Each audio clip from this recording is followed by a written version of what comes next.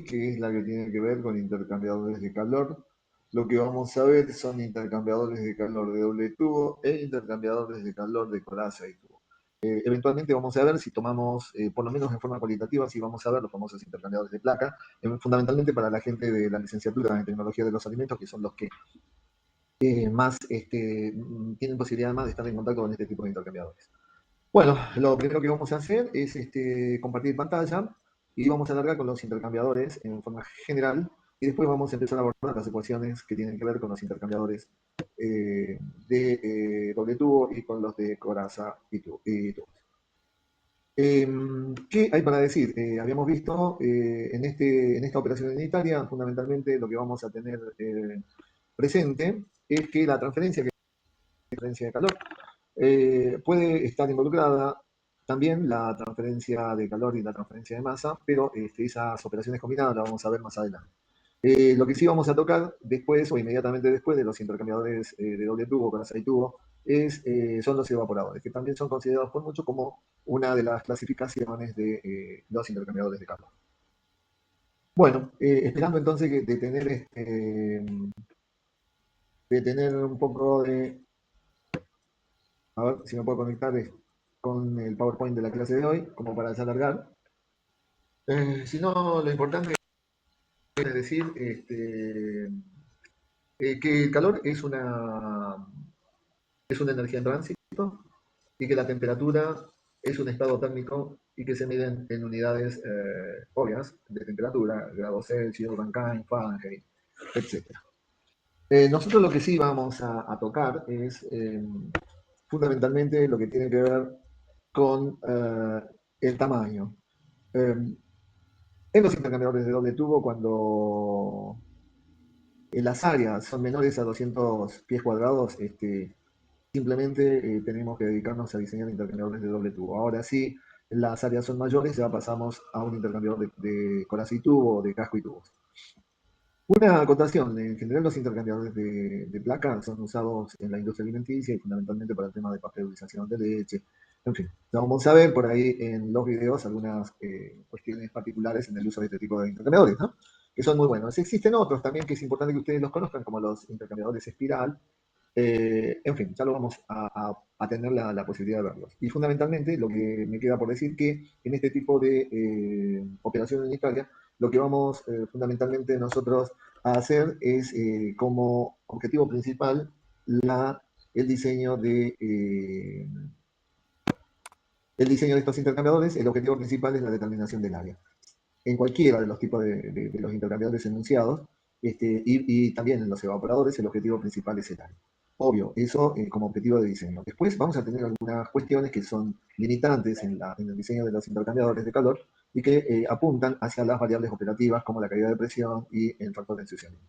Vamos a definir de todo modo qué es lo que es cada uno de estas variables, como para poder profundizar un poco más en el tema. Vamos a ver dónde están intercambiadores de calor acá.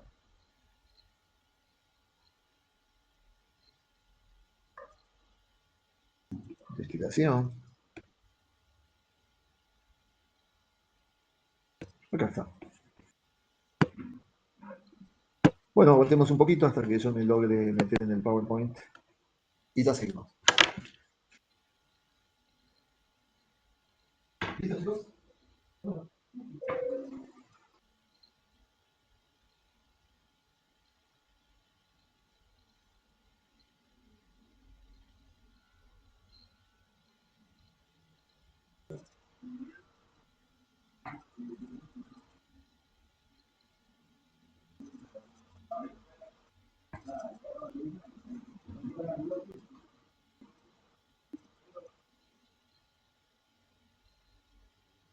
Bueno, chicos. No, déjenme cerrar por favor.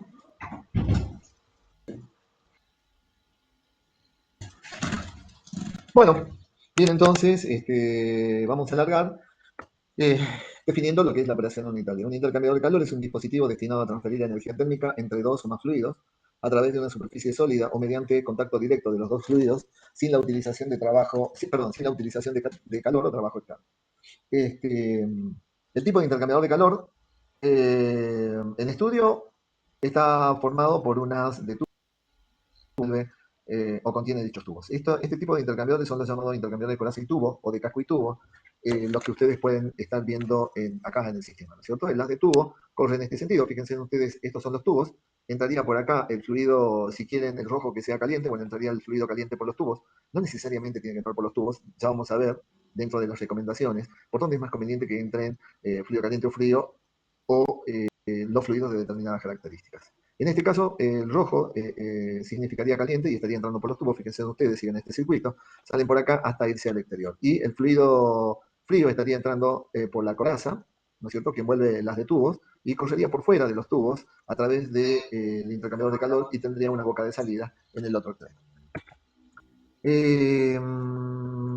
Bueno, vamos, si bien acá ya estamos viendo algunos modelos de intercambiadores de calor, de casco y tubo, lo que vamos a hacer mejor es volver un poquito hacia atrás sobre los intercambiadores de doble tubo. Así que vamos a irnos un poquito para acá.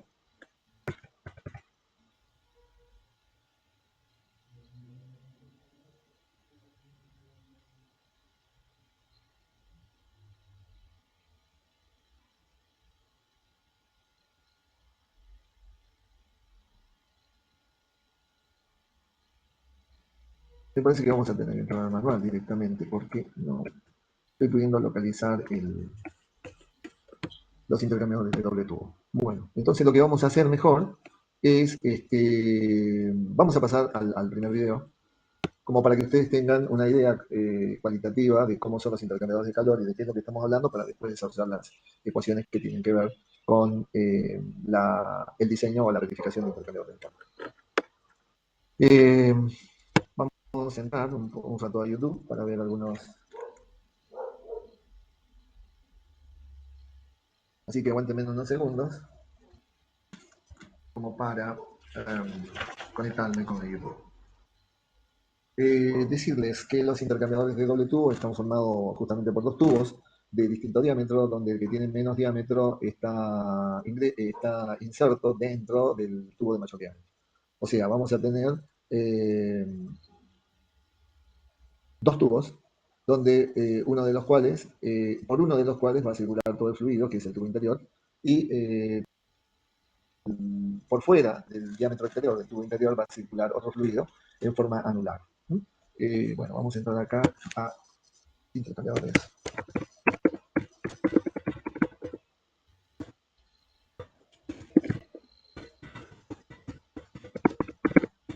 Intercambiadores de calor acá. Buscamos.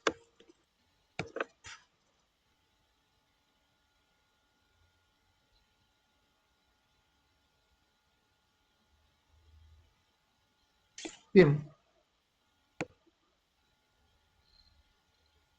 Así como estamos viendo en la mayoría de los equipos que ya hemos empezado a encarar, es fundamental que ustedes conozcan los proveedores y los catálogos que estos proveedores pueden disponer para que ustedes hagan una buena selección del equipo que necesitan para cubrir su problema de calor. Acá hay muchísimas firmas, fundamentalmente tiene que ver con distribuidores.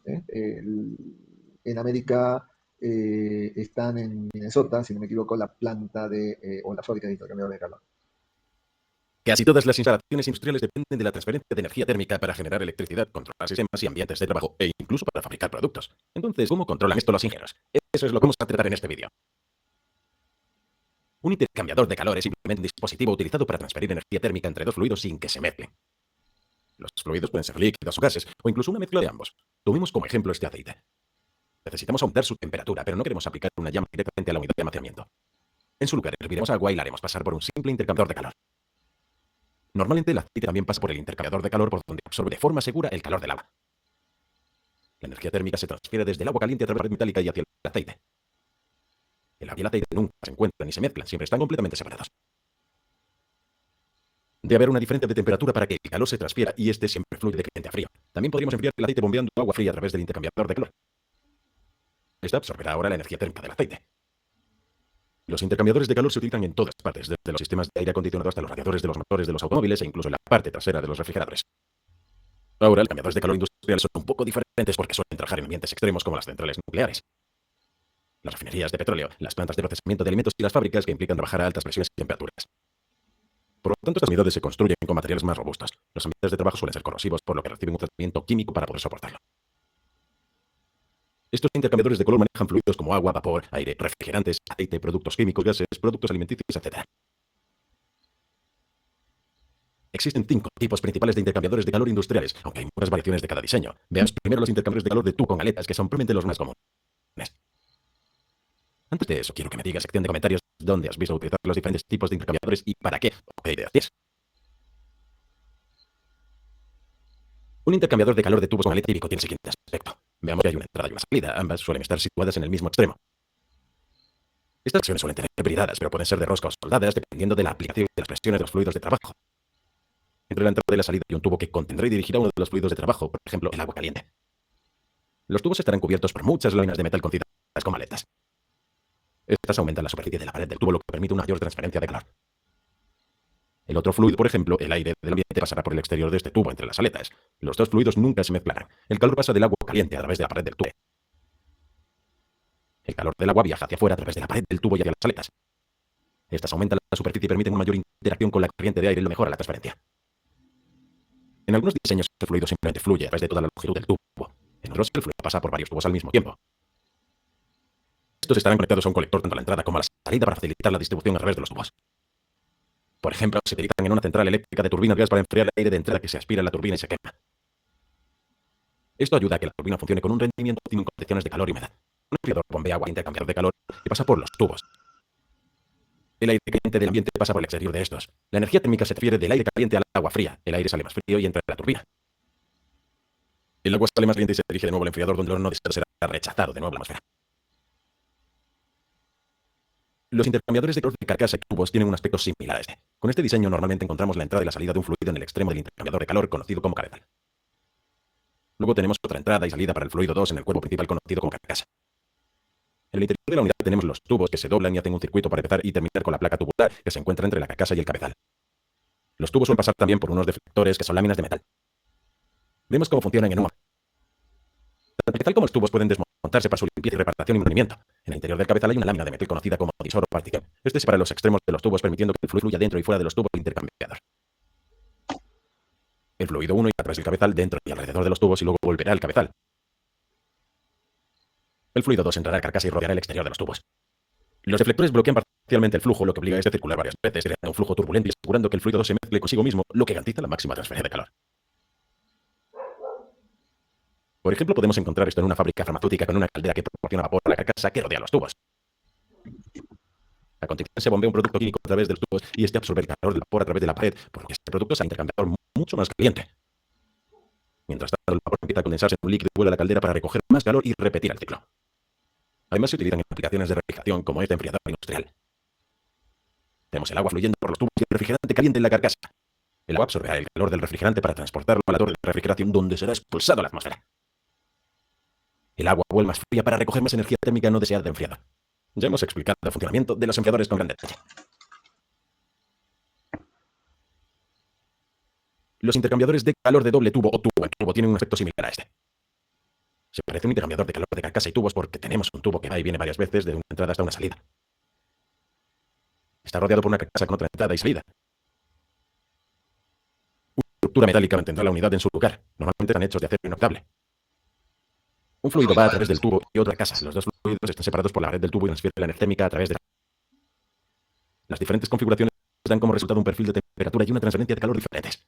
En este diseño, la curvatura en cada extremo no se utiliza para la transferencia de calor y este puede ser desperdiciado. Sin embargo, la fabricación del intercambiador de calor es más barato y sencillo. Otros diseños como este intercambiador de calor de tipo horquilla que suelen encontrarse en refinerías de petróleo encapsulan la curvatura para aprovechar al máximo toda la superficie de transferencia de calor. Esta versión suele utilizar varios tubos para maximizar la superficie y aumentar la transferencia, aunque esto también aumentará la resistencia. Se trata de un diseño de intercambiador de calor bastante sencillo y es muy común, sobre todo en el viento de alimentos como en la producción farmacéutica. Por ejemplo, podemos tener un producto lácteo que fluye a través del tubo y luego tenemos agua caliente o incluso vapor que fluye en la dirección opuesta a través de la carcasa para calentar el producto hasta una cierta temperatura antes de que se mezcle con algunos otros ingredientes y se embotelle. Los intercambiadores de calor de placas industriales tienen este aspecto. Constan de una gruesa cubierta metálica en la parte delantera y trasera de la unidad que suele ser de acero templado. Hay dos entradas y dos salidas que normalmente son conexiones con bridas.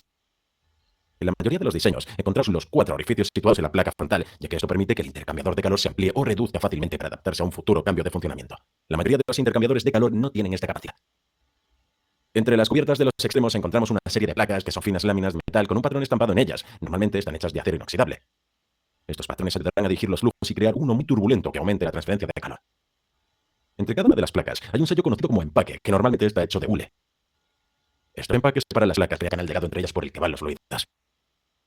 En cada placa el empaque bloqueará 2 de los 4 orificios, lo que significa que solo puede entrar y salir un fluido.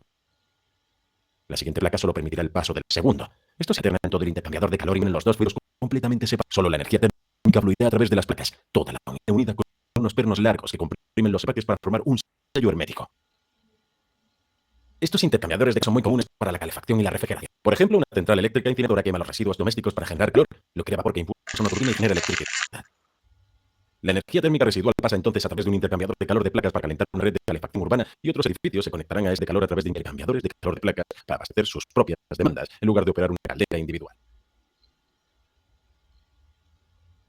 Los intercambiadores de calor en espiral tienen un aspecto similar a este. Tenemos una entrada con brida en la parte frontal con la salida situada en la parte superior.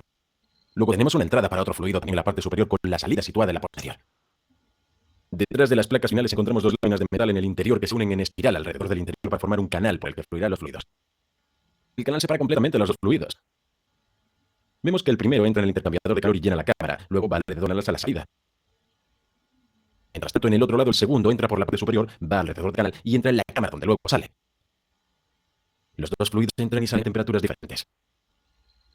Este tipo de intercambiador de calor no es tan común, pero como el diseño solo tiene un canal por el que va el fluido, la velocidad sigue siendo alta, lo que hace más difícil que se produzcan incrustaciones. En cambio, los intercambiadores de placas y de tubos dividen el flujo en múltiples trayectorias. Por ejemplo, son ideales para instalaciones en las que se procesan sustancias similares a los lodos. Por ejemplo, los digestores anaeróbicos, donde los lodos espesos se recirculan a través de un cambiador de calor en espiral para mantener una determinada temperatura, que libera el metano del digestor para alimentar un motor y hacer girar un generador eléctrico. Echa un vistazo a uno de estos vídeos para seguir aprendiendo sobre ingeniería mecánica y térmica, ya que este es el final de la lección. No olvides seguirnos en Facebook, LinkedIn, Twitter, Instagram, TikTok y en TheEngineeringMethod.com. Una idea global de los distintos tipos de intercambiadores de calor que hay, ¿no? Ahora lo que vamos a ver es cómo funciona. Cómo funciona un intercambiador de calor. Como para antes de... Ahí está.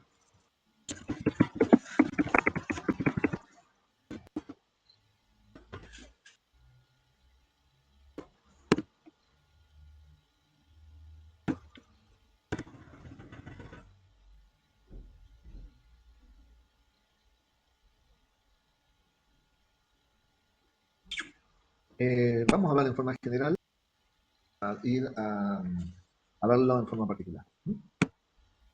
Este videito es prácticamente nuevo y es cortito y está bueno.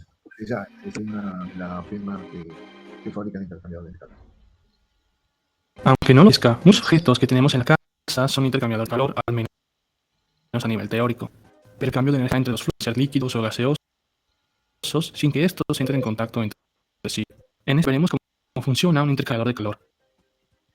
Yaes, gracias a su experiencia de más de 10 años en suministros industriales, se ha convertido en el socio de confianza para todas aquellas empresas que necesitan sistemas de intercambio de calor, y en su catálogo ofrece todo tipo de intercambiadores de calor de los principales fabricantes. Durante la época de los romanos, existían diversos sistemas de intercambio de calor. En las termas romanas se utilizaban los zumos de combustión de un brasero para calentar de agua caliente.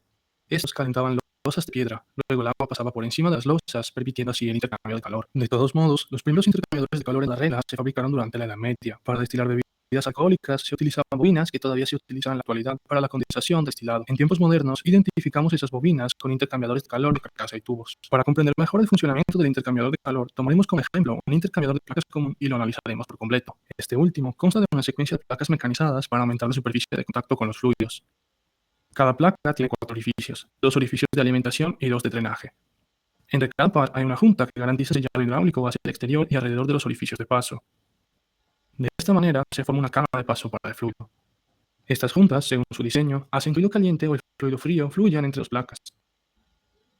De esta forma, alternando una cámara caliente con una cámara fría para todo intercalor, se optimiza el intercambio de calor entre los 2 líquidos.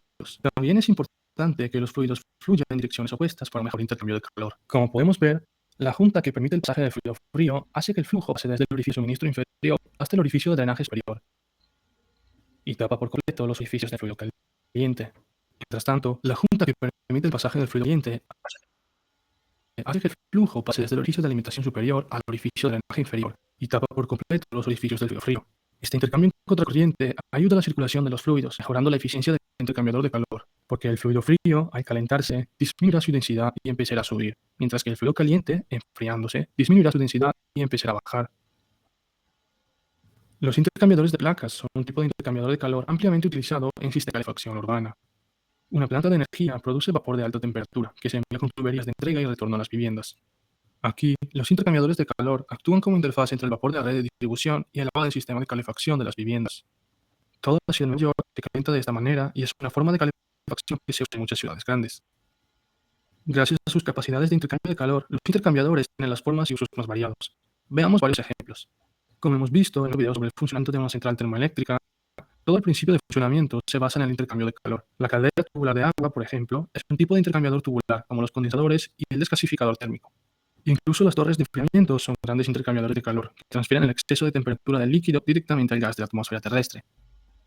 Es muy interesante observar que las máquinas artificiales utilizan varios tipos de energía para realizar un trabajo, y cuanto más eficiente es la máquina, más energía utiliza se transforma en trabajo.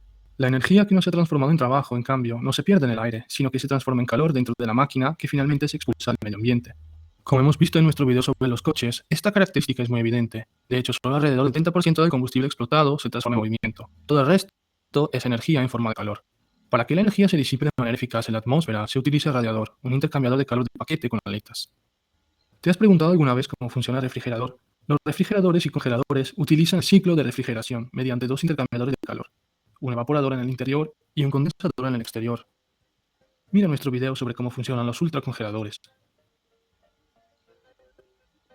Si este video te ha sido útil, déjanos saber dejando un me gusta y un comentario. También puedes compartirlo y no te olvides suscribirte a nuestro canal. Te recomendamos visitar nuestra página web jaiscompany.com para no perderte nuestros futuros proyectos. Bien, ahora vamos a ver cómo funciona un intercambiador de calor de doble tubo. Entramos a la teoría de doble tubo y después pasamos a la de casco y tubo, que son teorías muy parecidas, con la complejidad de las de tubo que tiene el intercambiador de colas y tubos. De todos modos, en el manual tenemos este creo que es el que está en el manual. Fíjense, bueno, lo vamos a ver este y el siguiente. Fíjense que como venimos hablando, los intercambiadores de doble tubo son dos tubos concéntricos, uno dentro del otro, por donde un fluido va a circular, o dos fluidos van a circular, uno caliente y el otro frío. Fíjense, ahí está el tubo externo, que se inserta sobre el tubo interno, se colocan prensa-estopas en ambos extremos, se coloca obviamente una T, y se hace la conexión a otro tubos y se va formando una batería de tubos. Esto que ustedes están viendo ahí es una horquilla, que es la unidad mínima de un intercambiador de doble tubo. Cuando uno habla de una batería de intercambiadores de doble tubo, se dice es una batería de 20 horquillas, de 15 horquillas. Entonces una ida y una vuelta de un intercambiador se denomina horquilla, para un intercambiador de doble tubo. Fíjense, ahí está, este video es muy bueno porque prácticamente lo arma como un Raspi al intercambiador y lo pone en 3 dimensiones a la vista de todos ustedes. Es cortito, pero bueno, sirve. Y ahora vamos a ver cómo fluyen los flujos. Fíjense, en un fluido es amarillo y el otro es blanquecino. Uno va por fuera, por el ánulo, digamos, y el otro va por el tubo central. Entonces, están yendo en este caso en contracorriente. Por acá está entrando el que va por el tubo central y está saliendo por acá, y por acá está entrando en contracorriente el fluido que va por el tubo central. Bueno, está bueno, ¿no? Está bueno el pequeño video del intercambiador de doble tubo. Bien, vamos a ver ahora esto, para que quede bien clarito lo que es un... Si solamente tenemos las corrientes caliente y frío, si solamente las corrientes caliente y frío se ponen en contacto indirecto y tan simple. Vamos a dejar a este porque es muy largo. El día de hoy hablaré sobre intercambiadores de calor. El objetivo de un intercambiador de calor es transferir calor en la mayor cantidad posible con el menor costo. Ahí tenemos el intercambiador de doble tubo. Fíjense ustedes, el tubo central del que yo hablo es este, y este es el tubo exterior. Entonces vamos a tener dos superficies que se manifiestan de forma perpendicular al paso del fluido. esta que prácticamente es el tubo central, toda la superficie del tubo central, y acá vamos a hacer una superficie anular porque solamente está definida entre el diámetro exterior del tubo interior y el diámetro interior del tubo exterior. Eh, ¿Qué decir de esto? Yo creo que acá hay que reconocer fundamentalmente quiénes son los intérpretes en el intercambiador de doble tubo. Vamos a tener dos fluidos, obviamente uno más caliente que el otro, uno caliente y un fluido frío, que son los que van a intercambiar calor. Obviamente tendrán que entrar a determinada temperatura, por lo menos el fluido que se denomina fluido de servicio, que es donde nosotros vamos a rescatar el calor o le vamos a dar el calor. Y después el otro será el fluido de proceso, ¿no es cierto? Que es fundamentalmente la razón por la cual nosotros estamos diseñando ese intercambiador de calor. ¿Qué más decir de este tipo de intercambiador de calor que ustedes no los hayan escuchado? Son intercambiadores que se construyen en la planta, no generan demasiado tiempo para hacerlo, porque requieren solamente unas cuantas prensas topas y la disponibilidad de tubos, si que las hay. Si bien las combinaciones de los distintos diámetros de turbo están recomendadas o están normalizadas, en muchas plantas se toman los tubos que se tienen, digamos, y se construyen de acuerdo a la necesidad. Ya dijimos que si esa necesidad no es muy grande, es menor a 200 pies cuadrados, directamente se recurren a este tipo de intercambiadores que son los más sencillos y son los más baratos. Bien, continuemos. Tipos de intercambiadores de calor, y el día de hoy hablé sobre intercambiadores de calor de tubos concéntricos, o también conocidos como intercambiadores de doble tubería o doble tubo. Este intercambiador consiste, como se ve en este gráfico, en dos tubos ubicados de forma concéntrica, por donde dos fluidos. La idea es que exista transferencia de calor y por lo tanto cambio de temperaturas entre dos fluidos. Un fluido que va a fluir por la parte interior de la tubería y otro fluido que va a fluir por el espacio anular formado por las dos tuberías. Si los dos fluidos viajan en la misma dirección, como este caso, y voy a mostrar una animación, los dos están viajando de forma unidireccional de izquierda a derecha. En este caso, este tipo de intercambiador se llama de flujo paralelo. Aquí he usado el color azul para denotar un fluido que originalmente tiene una temperatura menor, es decir, llamemos un fluido frío, y el color naranja para denotar el fluido que originalmente se encuentra a una temperatura más alta, o un fluido caliente. Para entender qué es lo que sucede, voy a hacer uso de esta gráfica. Aquí tengo en el eje vertical temperatura, mientras en el eje horizontal tengo la distancia que recorre el fluido. Voy a usar la letra mayúscula T para denotar la temperatura del fluido que originalmente está más caliente y la letra minúscula T para denotar la temperatura del fluido que originalmente está más frío. Como podemos ver, el fluido que pasa por el interior de la tubería primero se encuentra a una temperatura más baja, T1, como se ve acá, y conforme fluye en esta dirección, su temperatura va aumentando hasta una temperatura T2, en este punto que está acá. Por otro lado, el fluido que pasa por el espacio anular comienza con la temperatura más alta, T1 mayúscula, y conforme fluye hacia la derecha, esta temperatura va disminuyendo hasta llegar al punto T2. Si por otro lado los fluidos fluyen en direcciones contrarias, y veamos qué es lo que sucede acá, este tipo de intercambiador de calor se denomina de contraflujo. Y así mismo, haciendo uso de una gráfica de temperatura versus distancia, me puedo dar cuenta que el fluido que originalmente está más caliente, T1, que está ingresando ahora por la tubería interior, va a disminuir su temperatura hasta el valor T2 mayúscula. Obviamente, como ha disminuido temperatura, significa que ha cedido calor o energía hacia el otro fluido. Por lo tanto, el fluido que entra por el espacio anular, en este caso T1, porque originalmente está más frío, sufre un incremento de temperatura hasta llegar a un valor T2, T minúscula 2, y es el valor que está acá. Cabe señalar que en ambos tipos de intercambiadores de calor existe el flujo de dos fluidos, y conforme estos fluidos fluyen, sea por la parte interior o por la parte anular, sus temperaturas cambian, como se nota en esta figura. Esto significa que los coeficientes convectivos locales van cambiando también. Sin embargo, como había mencionado, lo que es de interés o lo que me importa es en realidad el coeficiente convectivo global, más no estos coeficientes locales. Ahora, algo importante de mencionar es que probablemente en el momento de diseñar este tipo de intercambiadores de calor, las cosas que yo voy a conocer van a ser los fluidos que estoy usando y por lo tanto las propiedades físicas de cada fluido, por ejemplo, el fluido que originalmente es caliente, el fluido que originalmente es frío, y las temperaturas de entrada. La temperatura de entrada de este fluido y la temperatura de entrada de este otro fluido. Y probablemente lo que voy a querer encontrar van a ser las temperaturas de salida de ambos fluidos y también la razón de transferencia de calor entre estos dos fluidos.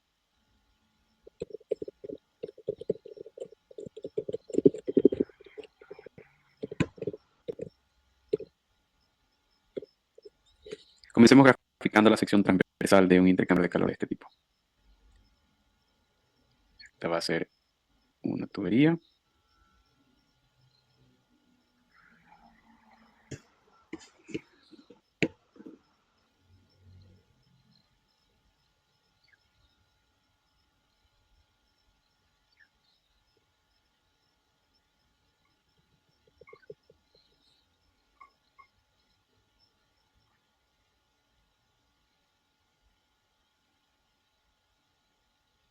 Esta será la longitud L. Y dentro de esta tubería interna tendré un flujo, mientras que en la tubería externa también habrá otro flujo.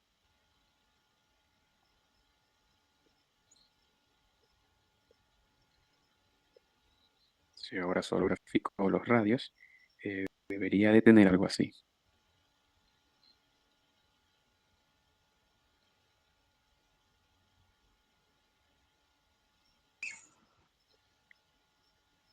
Voy a llamar a este radio 1,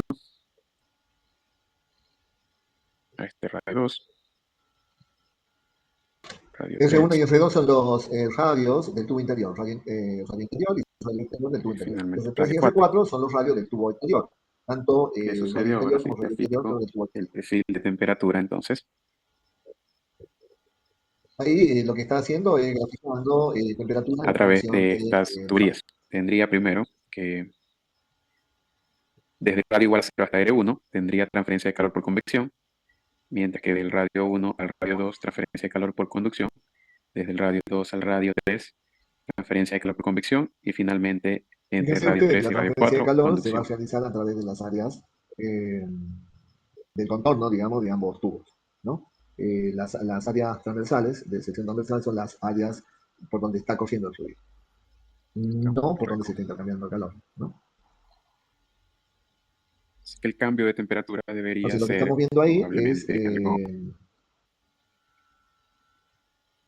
así, el perfil de temperatura que se produce dentro del donde intercambio tendría de las tubo. siguientes resistencias Porque vamos térmicas. a tener una convección entre entre el centro y F1, vamos a tener una conducción entre F1 y F2, vamos a tener de nuevo una convección entre F2 y F3 y finalmente entre F3 y F4 vamos a tener Y esta va a una ser la conducción. temperatura Acá del lo que no fluido dijo caliente, mientras esta el sería muchacho es del que fluido frío. el intercambio de calor se está Esta contando que será la el doble tubo está resistencia aislado, ¿no? entre el punto O sea que 1 a 2. el Esta es la intercambio resistencia llega entre 2 a solamente 3. hasta F4. Y finalmente esta entre 3 y 4. El calor se transfiere entre el fluido con temperatura más alta hacia el fluido con temperatura más baja a través de estas resistencias R12, R23 y R34. La sumatoria de estas resistencias será simplemente igual a la sumatoria de resistencias en series, es decir, R12 más R23 más R34. Y esto será igual a 1 sobre HI más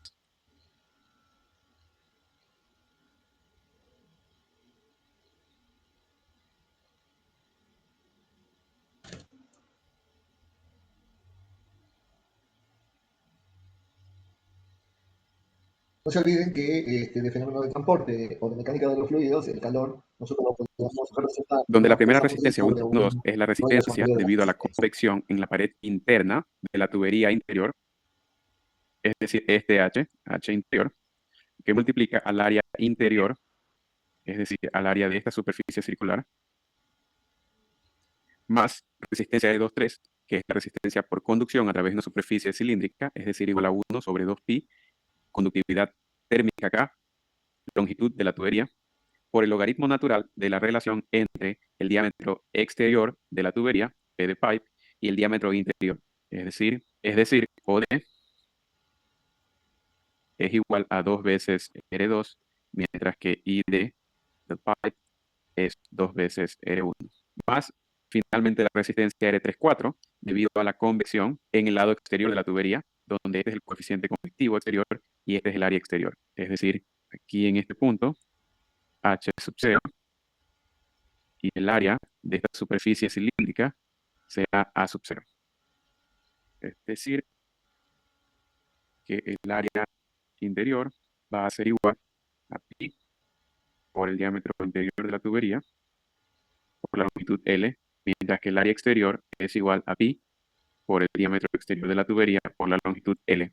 Generalmente en intercambiadores de calor la tubería interna va a ser de pared fina y obviamente de algún material metálico. Así que esta resistencia total va a ser muy pequeña en comparación con estas otras resistencias. Así que yo podría decir que esto tiende a cero.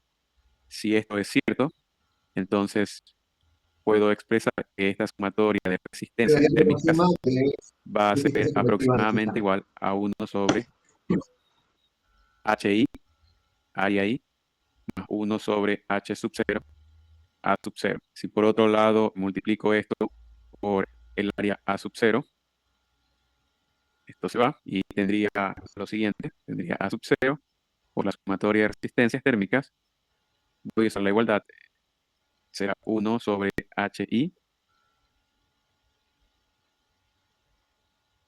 por pi por el diámetro exterior de la tubería por L, dividido para pi por el diámetro interior de la tubería por L, más 1 sobre H sub 0.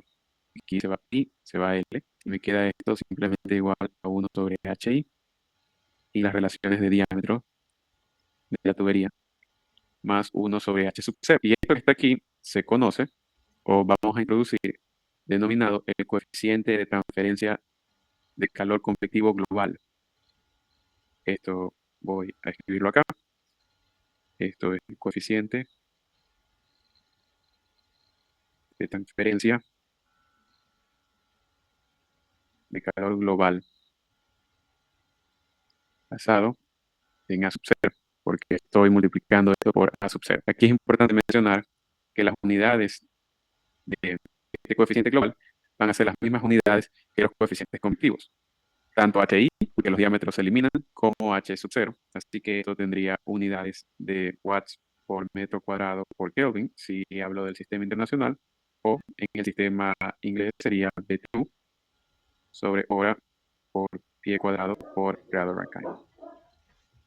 Como me doy cuenta que este coeficiente de transferencia de calor global tiene las mismas unidades que el coeficiente convectivo, entonces yo podría simplemente decir que entonces la sumatoria de resistencias térmicas debe de ser igual a 1 sobre el área sub 0 que multiplica este coeficiente global A sub 0, algo similar a resistencia convectiva igual a 1 sobre el área por el H convectivo. Y esto está basado con el área exterior de la tubería interna, pero muy bien, yo podría decir que existe otro coeficiente global que está basado en el área interior. Es decir, tendría la siguiente relación, que A sub 0 por U sub 0 debe ser igual a el área interior de la tubería por el coeficiente global basado en el área interior. Por lo tanto, entonces puedo decir que el calor transferido dentro de un intercambiador de calor iguala al producto del coeficiente de transferencia de calor global, U sub 0, el área de la superficie exterior del tubo interno y la diferencia de temperatura delta T. Sin embargo, esta diferencia de temperatura aún no la conocemos, es desconocida. Esta área es fácil calcularla y este U o este coeficiente global puede ser calculado si los coeficientes de capa son conocidos y pueden ser calculados también usando correlaciones apropiadas para convección forzada, utilizando parámetros adimensionales como el número de Nossel, etc. Es importante mencionar que la diferencia de temperatura, por ejemplo, si volvemos al gráfico de temperatura versus distancia,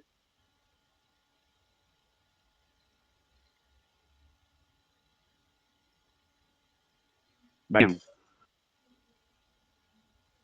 Es decir, esto es T y esto es T, estas diferencias van variando con la distancia. Entonces, es más conveniente usar las temperaturas a la entrada y a la salida, dado que pueden ser fácilmente medidas. Es decir, la idea sería usar T1, T2 o T1 y T2 en lugar de las diferencias a lo largo de esta distancia. Y lo que quiero hacer es expresar esta diferencia delta T en función de estos parámetros T1, T2, T1 y T2. A pesar que el calor es transferido tanto en configuraciones de flujo paralelo y de contraflujo, la diferencia de temperatura, delta T, no es la misma para ambos casos, porque en este caso el fluido viene así, pero si tuviese contraflujo, estas diferencias son diferentes. Vamos a derivar entonces el parámetro delta T para uno de los casos. Comencemos con delta T para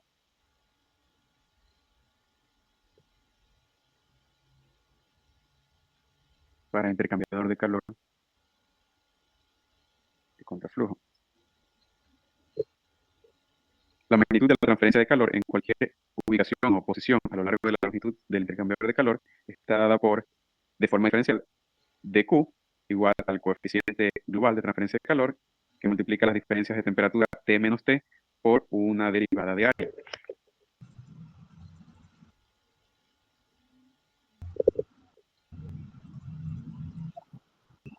En otras palabras, si el fluido caliente, que comienza con una temperatura T1 y termina con una temperatura T2, se comporta de la siguiente forma, el otro fluido se comporta algo así, donde este sería la temperatura original o inicial del fluido frío y esta la temperatura final. Y este delta T se refiere a esta distancia, T menos T, que obviamente va variando a lo largo de esta longitud, no es un término constante.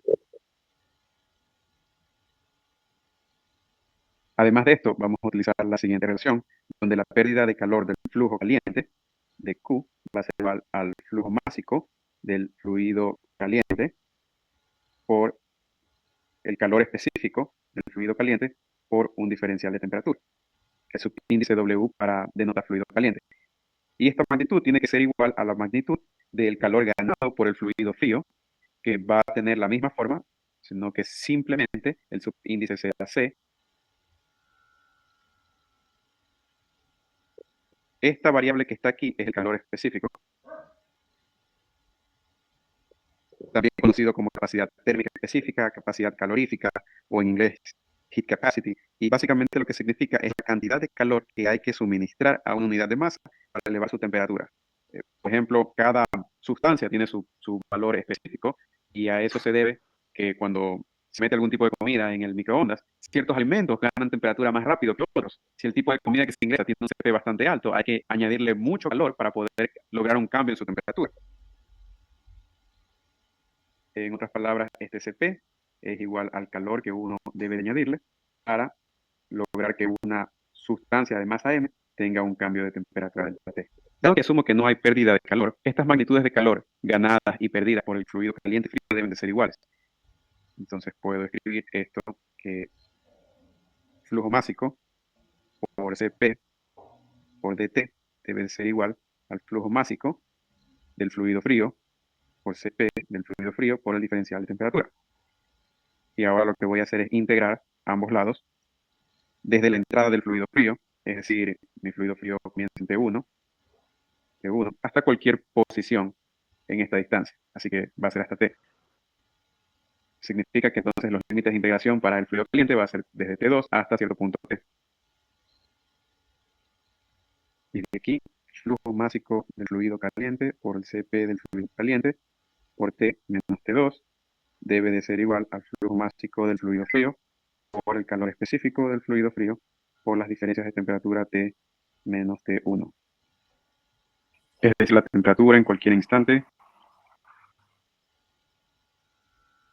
será igual a T2 más flujo másico frío, CP del fluido frío, flujo másico del fluido caliente por el CP del fluido caliente por la temperatura del fluido frío menos la temperatura de entrada del fluido frío. Integrando por la longitud total, entonces tendría T1 igual a T2 más M.C, CPC sobre M.W, CPW, T2 menos T1. Esta ecuación es muy importante, la voy a encerrar en una caja. Sé que de Q es igual a U sub 0 por T menos T por dA sub 0. Y aquí sustituyendo esta expresión en esta, tendría U sub 0 por T2 más M.C, CPC sobre M.W, CPW, temperatura del fluido frío menos la temperatura de entrada del fluido frío menos la temperatura T por el diferencial de añadir sub 0. Además, para el fluido frío, M.C por CPC, diferencial de temperatura, es igual a la magnitud de transferencia de calor, que será igual a U sub 0, T2 más MC por CPC sobre MW CPW por la diferencia entre la temperatura del fluido frío y la temperatura de entrada del fluido frío menos la temperatura por el diferencial de sub 0, es decir, esto que está aquí. realizando separación de variables, tendría U sub 0 por el diferencial de área sub 0, que divide a m.c CPC. Y en el otro lado tendría mi diferencial de temperatura sobre temperatura 2 más m.c CPC, m.w CPW, t menos t1 menos t. Integrando esto por separación de variables, comienzo desde la entrada del fluido frío, es decir, desde T1, hasta la salida del fluido frío, donde el área al inicio es 0 y termina siendo el área total a 0. La integral de este primer término es sencillo, simplemente sería el coeficiente de transferencia de calor global por el área exterior de la tubería interna dividido para el flujo másico del fluido frío y el calor específico del fluido frío. Esto va a ser igual a la integral de lo que está aquí. Cabe señalar que la integral de 1 sobre a la x de x es igual a 1 sobre a por el logaritmo natural de x. Por lo tanto, esto va a ser igual a 1 sobre a, que va a ser este término, que multiplica t menos 1, es decir, flujo másico del fluido frío por el calor específico del fluido frío sobre el flujo másico del fluido caliente, calor específico del fluido caliente menos 1 por el logaritmo natural de x evaluado en T2 y T1, es decir, temperatura de salida del fluido caliente menos flujo másico del fluido frío por el calor específico del fluido frío sobre el flujo másico del fluido caliente y el calor específico del fluido caliente por la temperatura de entrada del fluido frío más el flujo másico del fluido frío por el calor específico del fluido frío sobre el flujo másico del fluido caliente y el calor específico del fluido caliente menos 1, y todo esto multiplicado por la temperatura de salida del fluido frío sobre la temperatura de salida del fluido caliente menos el flujo másico del fluido frío por el calor específico del fluido frío sobre el flujo másico del fluido caliente y el calor específico del fluido caliente por la temperatura de entrada del fluido frío más esta misma expresión pero evaluada entre 1, es decir, flujo másico del fluido frío, calor específico del fluido frío por el flujo másico del fluido caliente, calor específico del fluido caliente menos 1, que multiplica la temperatura de entrada del fluido frío.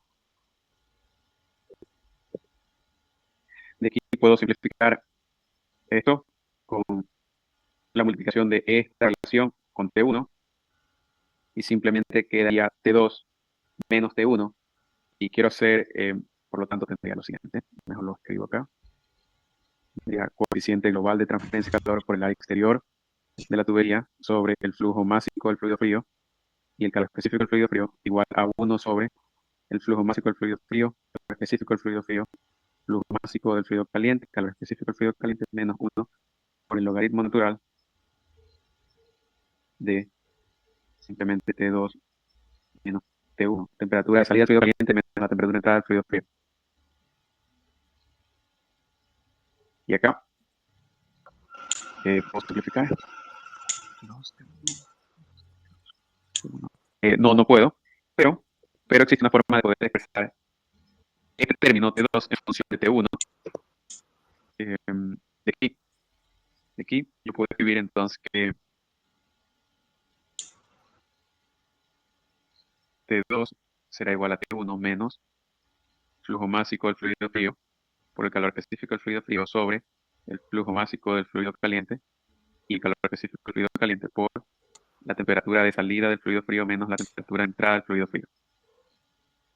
Y ahora es cuestión de reemplazar este T2 para dejarlo en términos de temperatura 1 y temperatura 2 y temperatura 1 del fluido frío.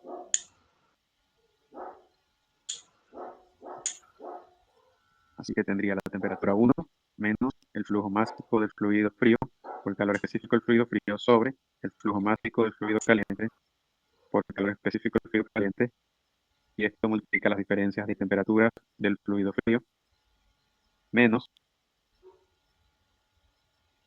todo esto que está aquí, que es el flujo másico del fluido frío por el calor específico del fluido frío sobre el flujo másico del fluido caliente dividido para el calor específico del fluido caliente por la temperatura entre el fluido frío, más el flujo másico del fluido frío por el calor específico del fluido frío, dividido para la multiplicación del flujo másico del fluido caliente y el calor específico del fluido caliente. Todo esto menos 1 y esto multiplica a T2.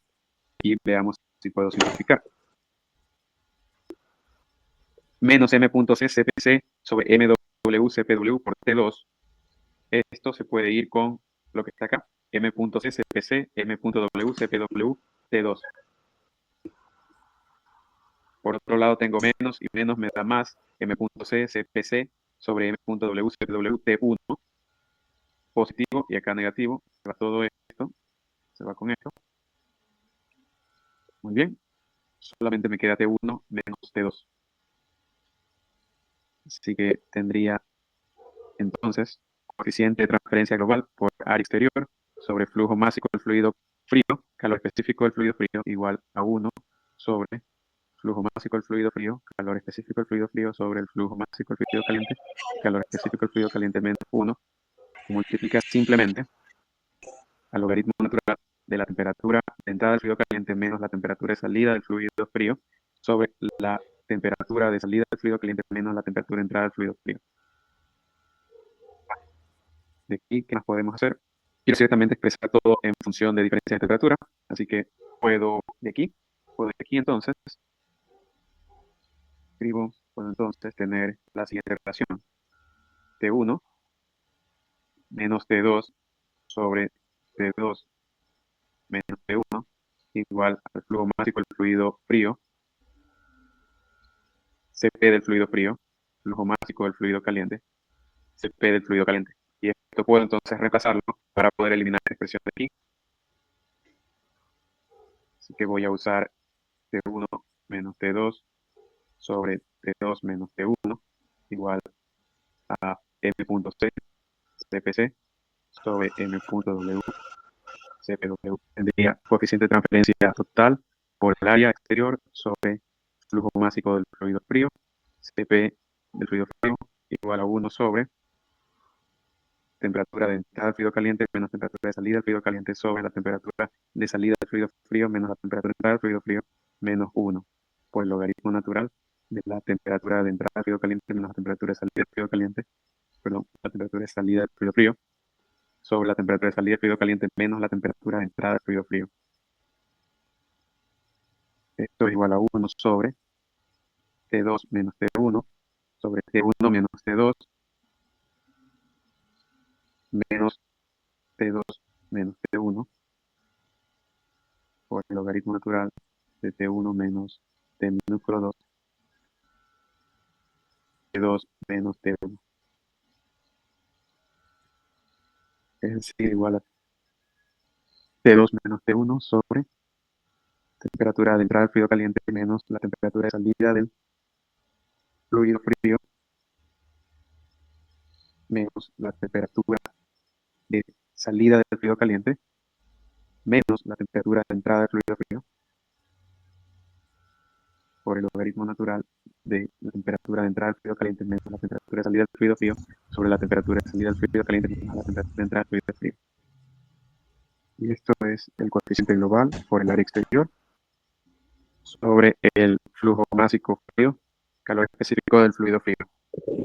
Así puedo escribir el flujo másico del fluido frío por calor específico del fluido frío por la diferencia de temperaturas del fluido frío T2 menos T1 igual a el coeficiente global de transferencia de calor por el área exterior por la diferencia de temperatura T1, temperatura de entrada del fluido caliente menos la temperatura de salida del fluido frío menos paréntesis temperatura de salida del fluido caliente menos temperatura de entrada del fluido frío. Y todo esto sobre el logaritmo natural de la temperatura de entrada del fluido caliente menos la temperatura de salida del fluido frío sobre la temperatura del fluido caliente menos la temperatura de entrada del fluido frío. Y si somos observadores, nos vamos a dar cuenta de que esta expresión de aquí, en flujo másico Cp delta T, es la magnitud de calor que es generada por el fluido frío. Por lo tanto, entonces puedo escribir Q como el coeficiente global de transferencia de calor por el área exterior de la tubería por la relación entre temperatura de entrada del fluido caliente menos temperatura de salida del fluido frío menos temperatura del fluido caliente salida menos la temperatura de entrada del fluido frío. Y todo esto sobre el logaritmo natural de la temperatura de entrada del fluido caliente menos la temperatura de salida del fluido frío sobre la temperatura del fluido caliente de la salida menos la temperatura de entrada del fluido frío. Y esto se puede comparar, pues análogo a tener la razón de transferencia de calor es igual al coeficiente global de transferencia de calor por el área, así que por lo tanto este delta T lo hemos podido expresar en función de temperaturas de entrada y de salida de los fluidos calientes y fríos. Así puedo entonces decir que delta T es igual a la temperatura de entrada del fluido caliente menos la temperatura de salida del fluido frío menos la temperatura de salida del fluido caliente menos la temperatura de entrada del fluido frío sobre el ritmo natural de la temperatura de entrada del fluido caliente menos la temperatura de salida del fluido frío sobre la temperatura de salida del fluido caliente menos la temperatura de entrada del fluido frío. Y esto que está acá, que lo voy a encerrar en una caja,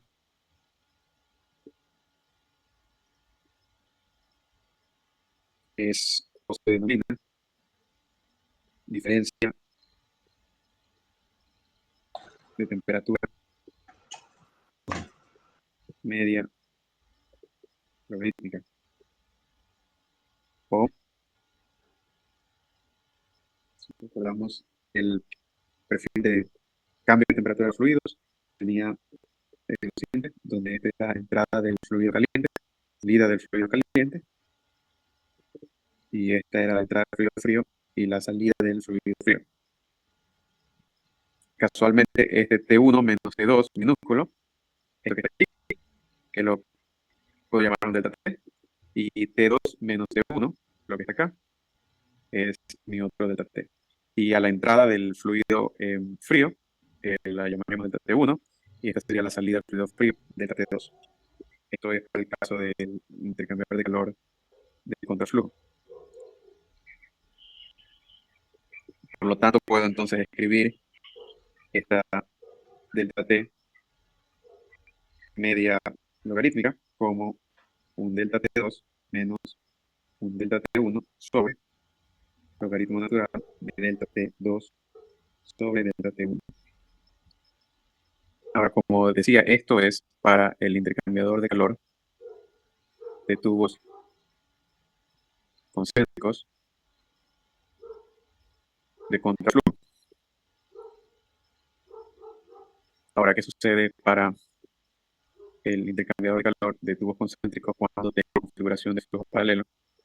Pues definitivamente no quiero volver a derivar todo esto, pero pueden creerme que la razón de transferencia de calor va a ser igual al coeficiente global de transferencia de calor por el área externa por la temperatura de entrada del fluido caliente menos la temperatura de entrada del fluido frío menos la temperatura de salida del fluido caliente menos la temperatura de salida del fluido frío sobre el logaritmo natural de la relación entre temperatura de entrada del fluido caliente menos temperatura de entrada del fluido frío sobre temperatura de salida del fluido caliente menos la temperatura de salida del fluido frío. O también U sub 0 por A sub 0 por un delta T medio logarítmico. Y en este caso, Ahí estamos desarrollando la ecuación de diseño del intercambiador de calor de doble tubo. y delta T2 van a ser los siguientes. Esta es la temperatura de entrada del fluido caliente, disminuye hasta esta salida del fluido caliente y el fluido frío tiene una temperatura T1 y sale a una temperatura T2. Acá tengo delta T y acá tengo mi otro delta T, que son los que están aquí, T1 menos T1 y T2 menos T2. Por lo tanto, puedo entonces encerrar en una caja las ecuaciones importantes, que sería esta, para flujo paralelo.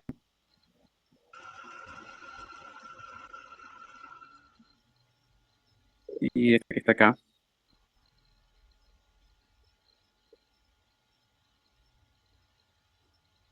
Nótese ahí la efectividad de un Para contracorriente y un cocorriente. ¿No es cierto? Obviamente que los valores que se van a obtener van a ser mejores los de contraflujo o ahora hago una pregunta. ¿Cuál es mejor? ¿Qué configuración es mejor?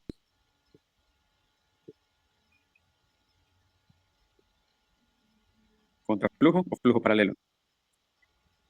Pues bien, en todas dos existen fluidos, simplemente en una se están moviendo en la misma dirección y en la otra en direcciones opuestas. Pero veamos qué sucede si es que yo quisiera que las temperaturas a la salida sean iguales. Es decir, la temperatura del fluido caliente T1 sea igual a T1 y la temperatura del fluido caliente T2 sea igual a T2. Pero por otro lado, el fluido frío tiene una temperatura T1 igual a T1, pero la temperatura de salida del fluido caliente quiero que sea igual a la temperatura de salida del fluido caliente. Es decir, el fluido frío y el fluido caliente que salgan a la misma temperatura. Es decir, que este sea igual de acá, o en el caso del contraflujo, que la temperatura T2 sea igual a la temperatura de acá. Pues fíjate qué es lo que sucedería. En el caso de contraflujo, esta diferencia de temperatura media logarítmica va a ser igual a la temperatura de entrada del fluido caliente menos la temperatura de salida del fluido frío menos la temperatura de salida del fluido caliente menos la temperatura de entrada del fluido frío sobre el logaritmo natural de T1 menos T2 sobre T2 menos T1. Pero acá T1 y T2 son iguales, así que tendría temperatura de entrada del fluido caliente más la temperatura de entrada del fluido frío menos 2 veces la temperatura de salida del fluido caliente sobre el logaritmo natural de la temperatura de entrada del fluido caliente menos la temperatura de salida del fluido caliente sobre la temperatura del fluido caliente de la salida menos la temperatura de entrada del fluido frío. Sin embargo, para flujo paralelo,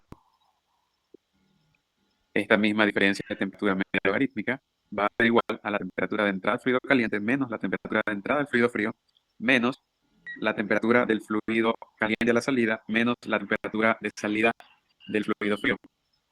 Pero estos dos son iguales, así que simplemente esto es 0. Y acá tendría yo el logaritmo natural de la temperatura de entrada del fluido caliente menos la temperatura de entrada del fluido frío sobre la temperatura a la salida del fluido caliente menos la temperatura a la salida del fluido frío.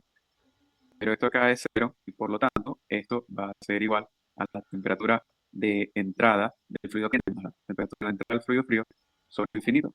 Por lo tanto, esto se aproxima a 0. Y dado que yo puedo expresar la razón de transferencia de calor como el coeficiente de transferencia de calor global por el área externa, por esta diferencia de temperatura media logarítmica, me puedo dar cuenta que para la condición, voy a escribir aquí que para la condición T2 igual a T2, en flujo paralelo, esta área debería tender al infinito. Y como dije al principio de esta clase, el objetivo del intercambiador de calor es que se pueda transferir calor de la manera más eficiente, es decir, con el menor costo posible, lo cual no va a suceder en el caso de flujo paralelo.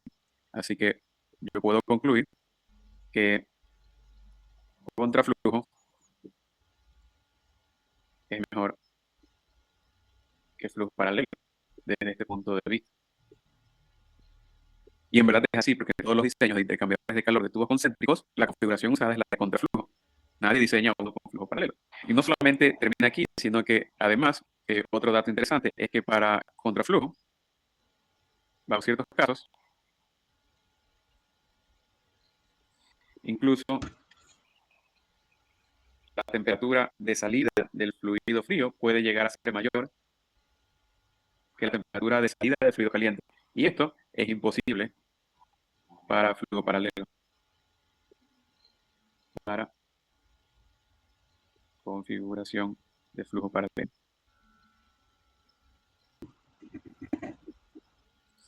A pesar de que hemos visto en este ejemplo la situación más sencilla, donde simplemente existen dos tubos alineados de forma concéntrica, existen diseños donde además se incluyen múltiples pasadas, como el caso que estoy mostrando aquí en mi pantalla. Y si quisiera ver lo que sucede en la temperatura, voy a hacer uso de este gráfico. Me puedo dar cuenta que el fluido frío pasa por el interior de la tubería, luego cambia de dirección y obviamente va ganando calor, ese es el objetivo, que su temperatura vaya subiendo, hasta que al final sale con una temperatura más elevada que la de su entrada. Por otro lado, el fluido que está pasando por el espacio anular del intercambiador también tiene múltiples pasadas, en este caso 3.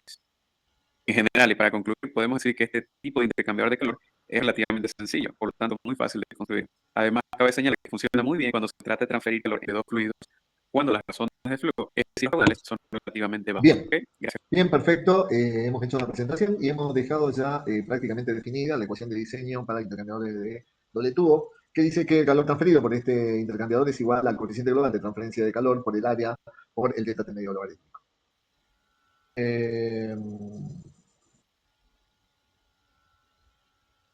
Bueno, entonces estaríamos viendo algunos aspectos que tienen que ver con la parte operativa, que son la caída de presión y cómo afecta el factor de ensuciamiento.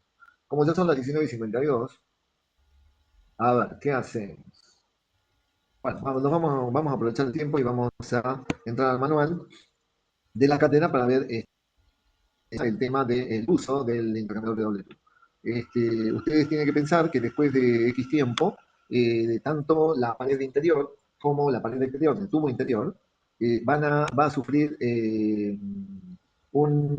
digamos que la formación de incrustaciones o se van a depositar sobre ambas superficies material como óxidos, en fin, que van a generar una resistencia extra. Entonces, razón por la cual esa resistencia extra va a redundar en una disminución del grado de intercambio de calor. Razón por la cual el tener en cuenta este efecto hace que nosotros sobredimensionemos dicha área.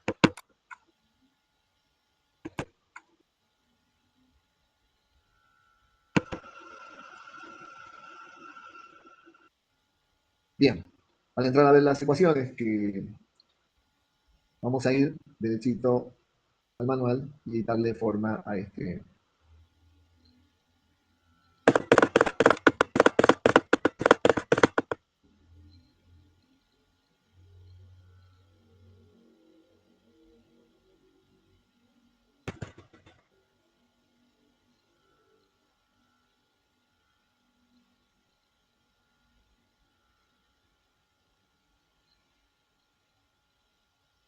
Bien, acá tenemos la ecuación de diseño de un intercambiador de doble tubo y vamos a ver cuando veamos de casco y tubo y evaporadores y el intercambiador de placas que esta ecuación se va a mantener vigente. Q es el flujo de calor que se transfiere, U es el coeficiente global de transferencia de calor y delta T medio logarítmico es justamente la diferencia de temperatura verdadera o efectiva y que tiene que ver con la fuerza impulsora. Entonces, dijimos que para el diseño de los intercambiadores de calor lo que se persigue es la determinación del área. Para eso nosotros tenemos que conocer el calor, tenemos que conocer el coeficiente global de transferencia y además tenemos que conocer el delta T medio logarítmico. Bien, ¿cómo se calcula cada uno de estos? Ahora, veamos. El calor, este calor va a salir de las condiciones que tengan ustedes para el diseño del intercambiador, o sea, son datos del flujo de proceso. Y que van obviamente a supeditar la cantidad y la temperatura de salida del fluido de servicio. Entonces, sabiendo que Q es igual a el flujo o al caudal o a la masa por el calor específico a presión constante por el delta de T, que es igual tanto para el fluido frío como el fluido caliente, con los datos del fluido proceso nosotros podemos perfectamente determinar la cantidad de calor Q. El delta T medio logarítmico es un poco más complicado porque tenemos que definir cuál es la temperatura de salida del fluido de servicio, pero tampoco es imposible, digamos, y obviamente sale de acá, donde delta T2 es la diferencia de temperaturas, en el caso de que sea cocociente o en el caso de que sea contracociente, la diferencia de temperaturas del lado caliente. Y la diferencia de temperatura del lado frío el otro extremo. Ya sea un intercambiador u otro, ambos tienen que ver con este cálculo de delta T medio logarítmico. Acá está, el calor como se obtiene es igual a W chica y W grande por C chica y por C grande, por T2 menos T1 por T1 menos T2. Esto habla del fluido caliente y esto habla del fluido frío. ¿Cómo se saca el coeficiente global de transferencia de calor? Ustedes saben que es la sumatoria del coeficiente pelicular de transferencia de calor en la superficie interior del tubo interior y en la superficie exterior del tubo interior. De ahí es que puede surgir esta ecuación, ¿no es cierto? Que es simplemente combinando el coeficiente global con los coeficientes peliculares. Bien. Para el caso del ánulo, nosotros tenemos que recurrir a un diámetro equivalente porque el área de flujo es totalmente distinta. Va a circular por este ángulo, digamos. Razón por la cual tenemos que calcular el diámetro equivalente como la relación entre el área de flujo, 4 veces el área de flujo, sobre el perímetro. El área de flujo no es otra cosa que pi por diámetro al cuadrado sobre 4, y donde en el diámetro se reemplaza de 2 al cuadrado menos de 1 al cuadrado. El perímetro 1 es pi por diámetro 1, y el diámetro equivalente, que es 4 veces el radio hidráulico, va a ser igual a d2 al cuadrado menos de 1 al cuadrado sobre d1. Ahora, dijimos que es importante desde el punto de vista operativo el cálculo de la caída de presión y además el cálculo del factor de ensuciamiento. El diámetro equivalente para calcular para calcular la caída de presión tiene que ver con el flujo, no con la transferencia de calor, sino con la cantidad de movimiento. Razón por la cual el valor del diámetro equivalente en el cálculo de la caída de presión será igual a D2 menos D1, aplicando el mismo método. Bien, ¿cómo hacemos nosotros para calcular los coeficientes periculares de transferencia de calor? Tenemos que recurrir a las consideraciones que tenemos, y en este caso, cualquiera de las que ustedes conocen ya sea Cedar Tate, Dietrich, Walter o Colburn, ustedes lo que tienen que saber es que si aplican Cedar Tate, es un poco la más acertada y la que tiene un amplio margen de cálculo respecto de los números tridimensionales. De ahí es que el CAN, por ejemplo, aplica esta ecuación, que es una versión de la ecuación de Cedar Tate, donde el número de Nusselt, que es HI por D sobre K, es igual a una constante, 0,027, número de Reynolds, por el número de Reynolds elevado a otra constante, por el número de Prandtl elevado a otra constante, y por la relación de viscosidad mu sobre mu W, donde mu W es la viscosidad de la pared, elevado todo a la 0,14. De esa forma, ustedes van a sacar los coeficientes periculares, con lo que después van a insertarla en la expresión del coeficiente global de transferencia de calor para obtener el coeficiente. ¿Qué más hay para hablar de esto? Simplemente decirles que el coeficiente global se va a referir, obviamente, en este cálculo original, a si la superficie interior del tubo interior y la superficie exterior del tubo interior están limpias. Ahora, con el tiempo, con la operación, se suelen allí depositar residuos y óxidos, razón por la cual van a generar resistencias extras, digamos. Y esas resistencias extras van a darnos el valor del factor de obstrucción. Vamos a tener una resistencia extra en el diámetro interior y una resistencia extra en el diámetro exterior, ambas del tubo interior. Entonces, de ahí, con ello, nosotros podemos obtener los valores de R sub D como RDI más RDC, que corresponden a cada uno de estos de estas resistencias formadas tanto en la superficie interior como en la superficie exterior del tubo interior. Fíjense, acá yo las estoy mostrando, sería esta resistencia y sería además esta resistencia, las que sumadas nos darían el factor de obstrucción. Entonces, nosotros tenemos dos situaciones de intercambiador. La situación 1 es la que donde el intercambiador de calor comienza a funcionar y donde tanto la superficie interior como la superficie exterior del tubo interior están perfectamente limpias. ¿Y qué es lo que pasa cuando después de un tiempo de funcionamiento empiezan a formarse incrustaciones y deposiciones que dan lugar a las dos resistencias extras de las que acabamos de hablar, que conforman el factor de obstrucción? Bien. Teniendo determinado este valor del coeficiente global de transferencia, que muchos autores la denominan como coeficiente global de transferencia sucio, que involucra justamente después de un tiempo de operación, en general es después de un año de operación, respecto del coeficiente global de transferencia cuando el intercambiador está perfectamente limpio. Entonces, es el valor que va dentro de la ecuación de diseño, que dice que el calor transferido por el intercambiador de calor, el doble tubo, es directamente proporcional al coeficiente global de transferencia de calor cuando está sucio por el área de transferencia por el delta de T medio logarítmico, donde nuestro objetivo es la obtención de dicha área. Bueno, yo diría que hasta acá llegamos y seguramente nos están quedando pendientes cuáles son los valores mejor dicho, cómo se calculan las caídas de presión dentro del intercambiador, ya sea por el tubo interior como por el tubo exterior, y además, ¿qué tiene que ver eso con la bomba que está motorizando ambos fluidos, si están o no están limitadas? Eso lo vamos a ver en la próxima clase cuando desarrollemos intercambiador de calor de corazón. Hasta acá llegamos y espero que les haya sido de mucha ayuda esta teoría. De todos modos podemos seguir hablando la otra semana y puedo atenderles todas las preguntas que ustedes quieran. Chicos, que tengan buen fin de semana y nos estamos viendo. Si hay alguna pregunta, por favor, háganla. Si no, nos estamos viendo la semana que viene. Hasta luego. Adiós.